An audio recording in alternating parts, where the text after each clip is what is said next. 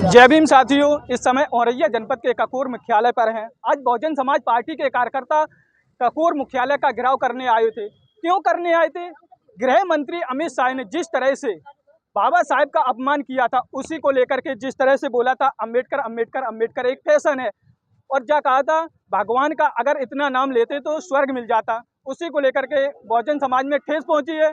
लगातार बहुजन समाज कह रहा है कि जब तक माफ़ी नहीं तब तक माफ़ नहीं किया जाएगा अमित शाह को। हम वार्तालाप करने वाले हैं।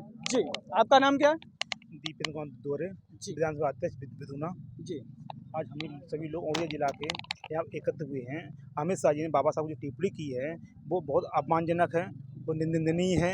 बहन जी ने हम लोगों को 24 तारीख निर्देश दिया है कि जिला कलेक्टर जाके धरना प्रदर्शन ज्ञापन देना है। जी, इसलिए हम लोग बहुजन समाज के सम्मान में हम लोग सभी लोग एकत्र हुए हैं। बहन जी का आदेश है कि धरना प्रदर्शन शांतिपूर्ण तरीके से किया जाए, और इसलिए अमित शाह जी को माफ़ी मांगना चाहिए और इस्तीफा देना चाहिए अपने पद से। क्या कारण रहा अभी तक गृह मंत्री अमित शाह ने माफ़ी नहीं मांगी है? जबकि अमित शाह जी बाबा साहब के संविधान के तहत ही इस पद पर आसीन हैं, लेकिन उनके जो अंदर था वो धोखे में बाहर निकल आया है। उनके हमेशा अंदर चलता रहा है। बीजेपी और कांग्रेस सरकार हमेशा बाबा साहब का अपमान करती आई है, तो वो करती रहेगी भी। जी, आपका नाम क्या? मंजू अम्बेडकर। क्या कहेंगे जिस तरह से बहुजन समाज सड़कों पे है?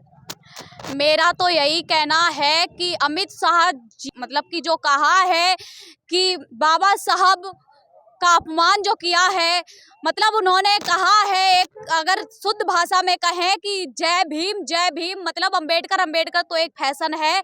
और अम्बेडकर का नाम जितना ले रहे हैं उतना नाम अगर किसी भगवान का लेते, देवी देवता का लेते, तो शायद 7 पीढ़ियां तर जाती, 7 पीढ़ियों को स्वर्ग मिल जाता।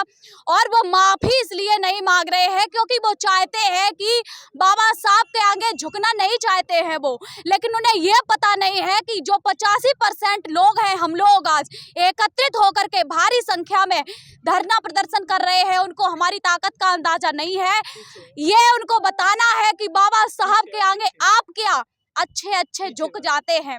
और मेरा कहना है, एक लाइन के माध्यम से कहना है कि हम लोग नहीं डरते और तूफान की धारों से, और दुनिया को हिला देंगे और जय भीम के नारों से, और तुमको भी झुका देंगे और जय भीम के नारों से। कहना है कि आप जो चाहते हैं कि हम झुके ना, लेकिन आपको झुका कर रहेंगे, या तो आपको माफी मांगनी पड़ेगी और या तो अब आपको पद से इस्तीफा देना पड़ेगा, क्योंकि आपने जो काम किया है, आपने जो हमारे महापुरुषों को बदनाम किया है, उसका अंजाम अब अच्छा नहीं होगा।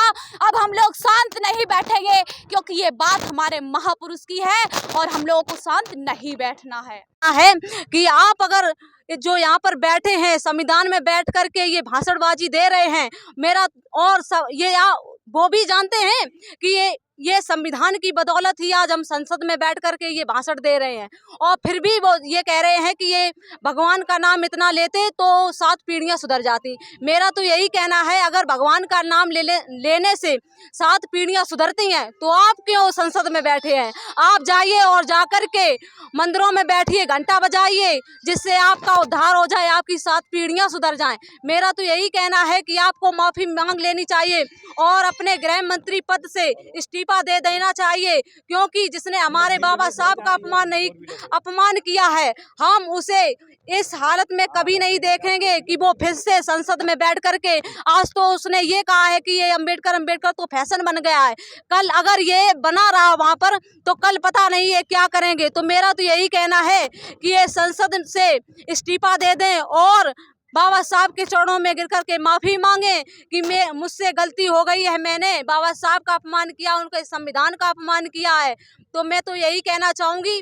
और कहना है एक लाइन के माध्यम से कि ये तो अंधविश्वास में फंसे हैं, इन्हें क्या पता है कि भारतीय संविधान क्या होता है। तो कहना है कि सूरज को क्या पता कि चांद क्या होता है, कि सूरज को क्या पता चांद क्या होता है, और धरती को क्या पता आसमान क्या होता है, और जो रहते हैं जीवन भर अंधविश्वास में उनको क्या पता भारतीय संविधान क्या होता है। तो मेरा तो यही कहना है कि जो सदा से पाखंडवाद में फंसे रहे हैं तो वो संसद में आज बैठ करके ये भाषण दे रहे हैं और बाबा साहब का अपमान कर रहे हैं। तो मेरा तो यही कहना है कि आप मंत्री पद से इस्तीफा दे दें और बाबा साहब से माफी मांग लें। देख रहे थे यानी कि लगातार मांग उठ रही थी कि इस्तीफे की, यानी कि युवा बौद्धाचार हैं, मंजू बौद्ध और शिवानी बौद्ध, यानी कि लगातार यहाँ पर जितने भी आए थे माफ़ी की मांग कर रहे थे और इस्तीफे की भी मांग कर दी है। बहुत बड़ी बात इस्तीफे की है। लगातार समाज जिस तरह से ठेस पहुँचा